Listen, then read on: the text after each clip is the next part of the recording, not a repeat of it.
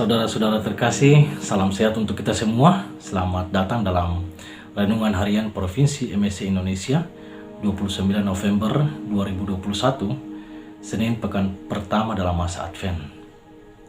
Saudara-saudara, pernahkah kita mengalami suatu peristiwa di mana kita berada di dalam situasi yang gelap, di mana kita membutuhkan adanya terang yang dapat menuntun kita sehingga kita bisa melihat sesuatu dengan baik dan akhirnya keluar dari kegelapan itu. Dalam kacamata iman, kita sebagai umat beriman, tentunya kita memiliki permenungan yang berbeda-beda dalam menanggapi peristiwa gelap atau terang dalam hubungannya dengan pengalaman kita masing-masing. Ada orang yang mungkin mengalami bahwa ketika dia berada dalam situasi pengalaman yang gelap, dia merasa jauh dari Tuhan.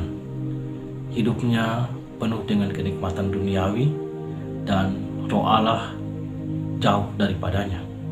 Tetapi ada orang yang mungkin memiliki permenungan tersendiri bahwa ketika dia berada dalam situasi terang, maka roh Tuhan itu senantiasa menuntun, membimbingnya kepada kebaikan dan kebenaran yang sesuai dengan kehendak Tuhan.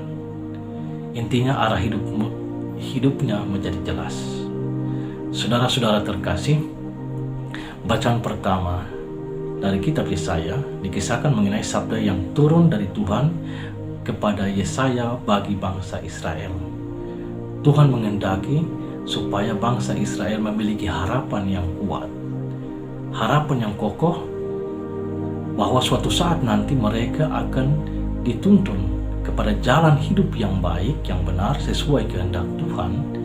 Mereka akan diajarkan tentang hal-hal yang sesuai kehendak Tuhan sendiri, dan kemudian mereka akan ditempa dalam suatu proses kehidupan yang kemudian membawa mereka pada suatu kehidupan yang jauh lebih baik, yang penuh dengan suasana sukacita, kebahagiaan dan damai. Ini adalah harapan Tuhan bagi bangsa Israel, umatnya. Tetapi lebih daripada itu, yang dikehendaki Allah adalah mereka memiliki iman yang kuat supaya mereka tetap yakin bahwa Tuhan atau Allah senantiasa menuntun, membimbing, dan menyertai mereka. Itulah sebabnya di akhir perikop dikatakan supaya mereka dapat hidup dalam terang. Saudara-saudara terkasih, dalam bacaan Injil, iman yang dikehendaki oleh Allah ini nampak dalam diri seorang perwira yang berjumpa dengan Yesus, yang memohonkan kesembuhan bagi hambanya.